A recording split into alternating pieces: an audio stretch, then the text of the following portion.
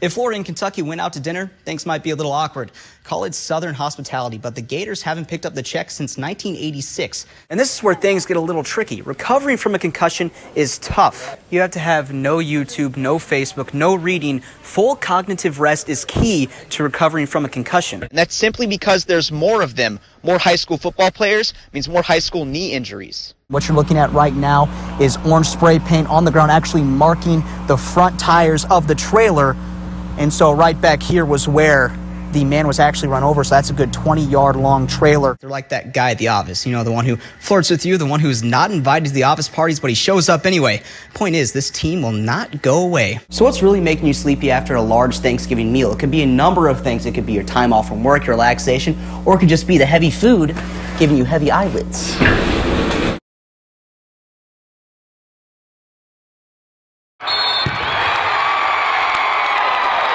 Maybe you've heard of Jaden Cox, four-time state wrestling champion at 4 different weights. Giving up 70 pounds to his opponents as a senior just because he can. 22nd, 4-time state champion. Maybe you've even heard of his brother Dre, also a state finalist. But you probably haven't heard of his younger brother. Now let's meet the wrestlers for the 132-pound weight class championship. I've won Tulsa Nationals about 5 times. Trinity Award, placed in Fargo twice. Been on the All-Star team member for 2 years. So far undefeated, 2 years in a row. Meet Jaden Clayton. He's never lost a high school varsity match. He's got 2 state championships under his belt as a sophomore. Good, but keep going forward. With plenty of time left. That's my goal, is to become a 4-time undefeated state champ. Be the second person in Missouri history to do so. Jaden is a big madman stuck in a little man's body. He thinks he's the best, and that's not cocky at all. That's pure confidence out of him. He thinks that he can beat anybody that walks in the room. He thinks he can beat me, all right? I think that makes him crazy because he'll want to wrestle guys who are like 300-something pounds, 200-something pounds, doesn't matter. And it all started here. A glorified garage in Millersburg with some wrestling mats. Home to Mike Eierman, a former All-American at Nebraska, coached at Missouri, but in the end, started up a youth wrestling club at his home. You have to win Tulsa Nationals, Tulsa Kickoff Classic, and Reno Worlds all in the same year. And 2 of his first members, Jaden and Jaden. Those guys showed a little bit of something different, you know, they were getting things quickly, physically and mentally. That's when I was like, man, these guys got something special. Mike Eierman is like a father to Jaden Clayton. He even calls Mike dad. They live together with the wrestling club out back. This is a story about 2 brothers. I say I love that dude, I really do, you know. I would take a bullet for Jaden Clayton. I think they both definitely fueled off each other. You know, I think Jaden Cox set the standard, and he set it pretty high. And I think Jaden probably wanted to outdo him maybe. I don't know, you know, because you know how it is when you're that close, you know, like brothers and stuff. And a little pressure? Sure. Kind of like, all right, now I gotta step in my brother's shoes and fill in for the next 4 years. Some pretty big shoes to fill. But for now, it seems there's a new Jaden in town. Peter Terpstra, KOMU-8 Sports, Columbia. All right, Peter, thank you very much.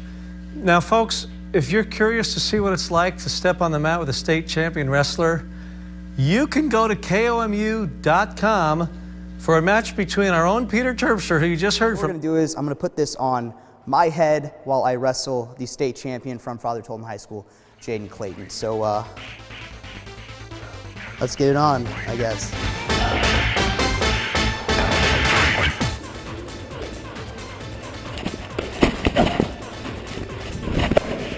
I guess he started when he was in college. Your typical day for a college athlete. In this room. Hit class. After all, you have to pass your finals. So what's next? Lunch. Some cafeteria food. Then it's time for Chelsea Merrigan to practice. More than anything, it's discipline. Self-control, the mind game, the mental edge.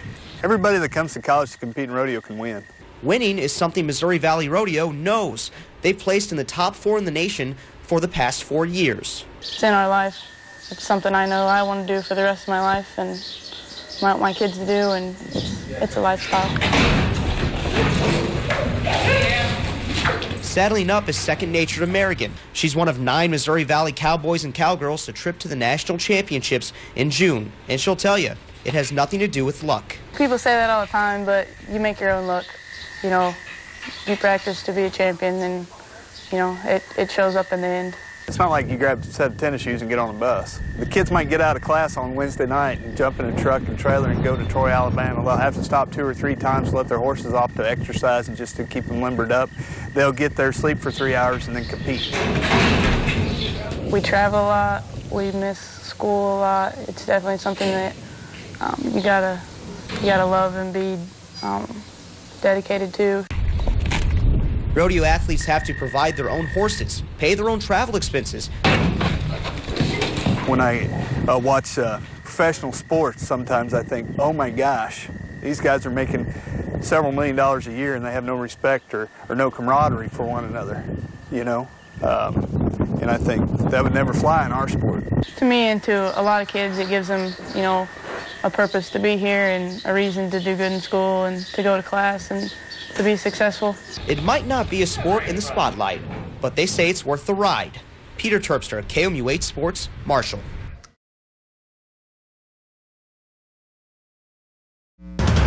Now from the Ford Sports Desk, KOMU-8 Sports. Welcome back. Team Missouri basketball seems to be a walking contradiction. On one hand, the team's perfect, undefeated at home, but on the other hand, the team's like a cheap diner steak. Missouri's road record just doesn't live up to the hype. But there's good news. Today, the Tigers were at home taking on LSU. Expect a little filet mignon. Pack the bib because things would get messy. Keon Bell to Jabari Brown, who lays it in on the other end. That's the first points of the game, 2-0 Tigers. And then Alex Oriaki. How about some dessert? Put back dunk. That was nice. 6-0 Mizzou leads. But later, LSU would storm back. Johnny O'Brien, the third putback jam.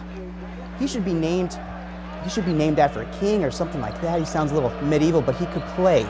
LSU would continue to dominate from behind the arc. Anthony Hickey from the corner, and then Hickey once again from downtown. Haunting memories of that diner steak comeback. And Charles Carmouche bangs one in from behind the arc. LSU now up by 13. But wait, the Tigers are at home, so you know what that means. Mizzou goes on a 19-4 run. Ernest Ross with the and one, game tied up at 29. Elbow, Lawrence Bowers with the turnaround jumper, gives the Tigers the lead, and they led by 4 at half. In the second half, Phil Pressey pulls up 3. That's nice. Mizzou starting to put together that nice 4-course meal you've been waiting for all season. On the very next possession, Phil Pressey, sneaky Pink Panther style, lays it off the glass. And then the young buck, Negus Webster Chan for 3. Let the young guns eat the leftovers. Mizzou goes on to win 89-76. Obviously, it was a good win for us. More times than not, whenever we do that. Now, people are impressed with Bob Burchard's Columbia Cougars. So impressed, it might make you wonder, what if the Missouri Tigers tripped a mile north to take on Columbia College even for a half? Let's not compare teams. That's not our place, because really there is no comparison between NAIA and Division I. But the moral of the story is the Cougars are creeping in on the spotlight in Columbia. And today, taking on Williams Baptist in the AMC tournament semifinals, Columbia College is the only undefeated team in NAIA, Division I, Division II, or Division III. And they would not miss. Tanner Sutton from 3. CC made 10 threes in the first half. And then Sutton drives on the wing. He's going to dish it to Marquette Morrell inside, who gets the and one. And how about some more from Marquette Morrell? He was doing work inside here. He's going to get the rebound. Nifty little move inside. Can't touch him. And the layup. The Cougars move on to the AMC tournament finals. They're now 32-0 on the season. CC wins 97-56. They face the winner of Park and Missouri Baptist at home at 7 p.m. on Tuesday. Now for the up-and-comers, it's playoff season for high school hoops. A bunch of local teams were in action today, starting with Class 5 district finals. Big-time crosstown rivalry for both Columbia powerhouses, Rockbridge and Hickman girls. Rockbridge wins 50-38, and the boys a little tougher. Rockbridge and Hickman again. Hickman, though, wins the boys game 66-62. Catch those highlights on KOMU-8 News at 10 tonight on Channel 8. Now into the Class 3 boys state quarterfinals. Fatima beats Stratford 65-45. They play St. Pius X Thursday afternoon in the Final Four. Also, Southern Boone's playoff run ends to Lutheran North. They lose 57-47. On to Class 2, the boys quarterfinals. Salisbury, you'll hear more from them later. They beat up on Canton 68-34. Wow. They play Oran Thursday in the Final Four. Sacred Heart falls to West Platte 76-66 to end their season. Now for the Class 2 girls quarterfinals. Marceline, they move on to the Final Four with the win over Sturgeon 41-37. They'll play Thursday at noon against either Neelyville or New Haven. And the Class 1 girls quarterfinals, Chamois beats Norborn 45-24. They'll play Mercer Thursday night in the Final Four. Now that you've had your sports fix, we'll end this sportscast on a nightcap. Folks, this highlight is awesome. That dunk was dirty. Salisbury's Austin Francis, why'd you have to do that to all those nice people watching? They're never going to be able to forget it. Zach Wyatt off the inbound to Francis. You saw that Salisbury won big over Canton. This team lost in the finals last year. In the state finals, they're looking to get back there and hopefully win it all. That's going to do it for sports now. Break.